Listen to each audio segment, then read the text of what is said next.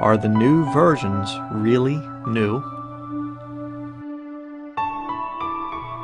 You might think they are, if you believe all of the propaganda. But do we really need an average of 1 to 2 new translations every year?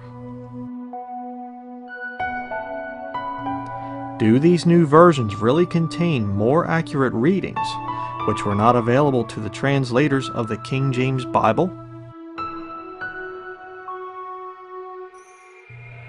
In 1540, the radical Catholic order known as the Jesuits was formed to destroy the Protestant Reformation. They would release an English Bible translation in 1610. It was known as the Jesuit Douay-Rheims Bible. 1 year later, the King James Bible was completed in 1611.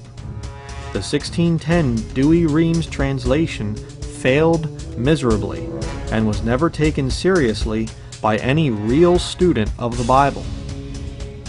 So how do the new versions fit into this? They are promoted as being from newer research that was not available to the translators of the King James Bible. This is a lie, and I will now show you the proof. In Luke 2:33, the King James Bible says Joseph and his mother. The 1610 Douay-Rheims says his father and mother. This false Bible makes Joseph the father of Jesus instead of God. So how do the modern versions translate this verse?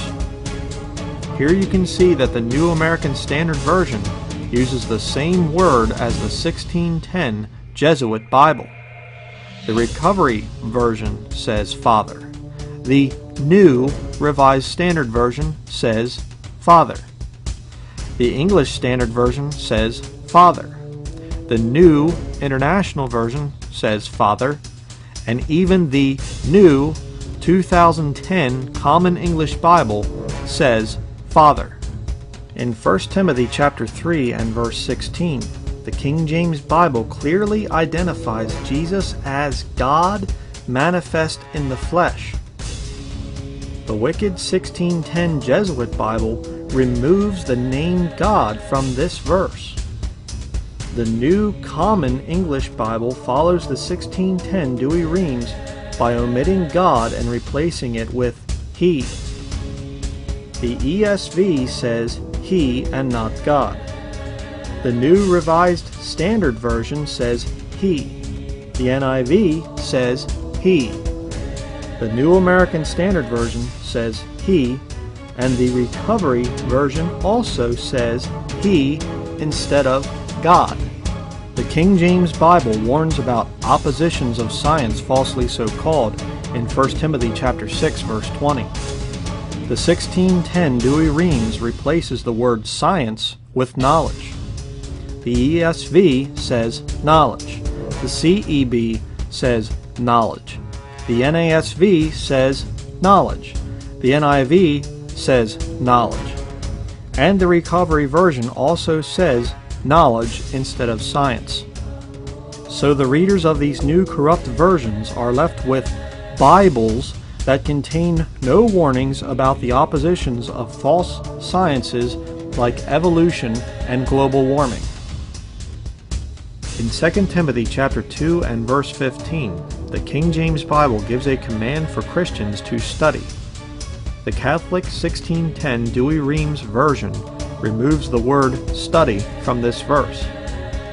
The New Revised Standard Version also removes the command to study, as does the NIV, the Recovery Version, the CEB, the NASV, and also the English Standard Version removes the word study.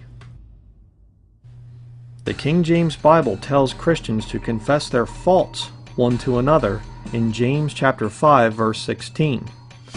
The horribly corrupt Jesuit Bible of 1610 tells people to confess their sins one to another.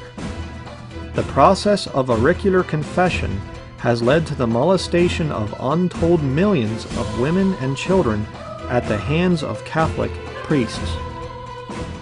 So what do the modern Bible versions say in James 5:16? The New International Version follows the 1610 Roman Catholic Douay-Rheims version by changing faults to sins. The New American Standard Version also tells its readers to confess their sins to men. The ESV says to confess sins. The CEB says to confess sins. The Recovery Version says to confess sins.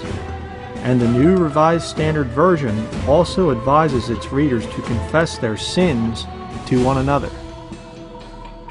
Hopefully by now you have seen enough evidence to convince you that the supposedly new readings found in today's modern translations were in fact available to the translators of the King James Bible in 1611. The translators did not use these corrupt Roman Catholic scriptures. They were smart enough to realize that Joseph was not the father of Jesus in Luke 2:33. They knew that no true Greek text would eliminate the name of God from 1 Timothy 3:16. The King James translators also realized the dangers of science falsely so called in 1 Timothy 6:20.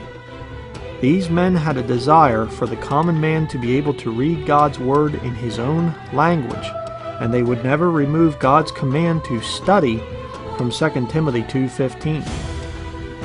The translators in 1611 had seen the corruption of the confessing of sins to sinful priests in the Roman Catholic system. That is why God led them to say faults and not sins in James 5:16. These 5 corrupted Catholic scriptures have been refuted by King James Bible believers for over 100 years. And yet the new versions keep coming out containing these verses, which all can be traced back to the Jesuit Douay-Rheims translation. Why won't the New Version committees fix these obvious errors? In March of 2011, another new NIV is scheduled to be released. I wondered if this new version would finally update the errors found over 400 years ago in the 1610 Douay-Rheims translation. As I expected, the official website for the newest NIV revealed that the errors found in Luke 2:33, 1 Timothy 3:16 and 6:20, 2 Timothy 2:15, and James 5:16 had not been fixed.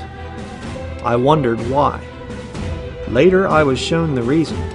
One of the translators, named Dr. Paul Swarup, is a visiting faculty at a Jesuit seminary in Delhi. Other new versions like the Common English Bible and the New Living Translation also have openly professing Jesuits and Catholics on their translation teams. Hello, I'm Doug Moo, Chair of the Committee on Bible Translation, the body of scholars who look after the text of the New International Version of the Bible. As a committee, our task is to translate faithfully the words of God as we find them recorded in the original languages into contemporary English. Please notice how this man uses the term original to deceive his viewers into thinking that the NIV translators have access to the original autographs when they do not. I want to tell you briefly what the NIV stands for and also to introduce you to the forthcoming update of the text. We know what the NIV stands for, and we know that your updated text can be traced back to the 1610 Jesuit Bible. Now listen as he tries to compare the NIV to the King James Bible. In 1611, the King James Version of the Bible sought to solve this problem for the readers of its time. The King James Version tried to recreate the balance of priorities found in the original Greek and Hebrew text. But just like the original documents, the King James Version was unable to escape the effects of time. Here this man smugly states that the King James Bible is no longer any good for today's reader. He doesn't care about the millions of Christians around the world who are blessed on a daily basis out of the pages of their King James Bibles. But I guess we should understand that Dr. Moo is in the business of selling Bibles. He wants to convince you of your need for another new version. So in the last century, a number of excellent new English Bible translations emerged, each with its own particular priorities. In the last century, a number of excellent New English Bible translations emerged. What made these new versions excellent? Was it because they reintroduced the ancient Jesuit verse perversions from 1610 into the Protestant churches without an outcry from the pulpits? And if there are so many excellent new versions available today, why do we need another one? Next, you will hear this man lie by saying that the NIV mirrors the balance of priorities held by the translators of the King James Version. But since it was first introduced as a complete text in 1978, the New International Version has stood as the modern pioneer of a different approach, one that mirrors the balance of priorities held by the translators of the King James Version 400 years ago. The King James translators had access to the 1610 Douay-Rheims verse perversions, and they rejected them. The NIV translators did not reject the corrupt readings. This man is flat out lying to you. The NIV aims to recreate as far as possible the reading experience of the original audience. Its goal is to combine in one translation transparency to the original documents and ease of understanding, refusing to prioritize one above the other. Again, he deceives the viewers by using the word original. This man has never seen even one of the original autographs.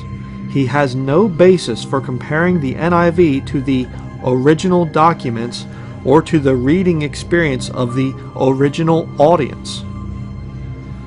Built upon this philosophy, the New International Version has experienced much the same reaction in the church and beyond as its beloved predecessor, the King James Version. As I have clearly demonstrated in this video, the King James Bible is not the beloved predecessor of the NIV. The Roman Catholic Jesuit 1610 Douay-Rheims version is the predecessor of the NIV.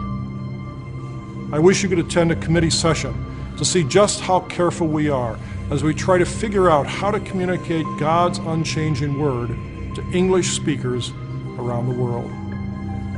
This lying hypocrite says he wants to communicate God's unchanging Word to English speakers around the world, and yet he is promoting a wicked new version which has been changed to please the politically correct feminist speech of the lost world. This video was made as a plea to Bible-believing Christians around the world. God blessed His church and used us for His glory when we were all united under one holy Bible. In this year of 2011, let us celebrate the 400th anniversary of the King James Bible. The new versions have been claiming to fix the King James Bible for over 100 years now, and yet they still cannot claim perfection. It is time for Bible believers all over the world to unite under the authority of one Bible and to loudly denounce all of the corrupt new Vatican versions.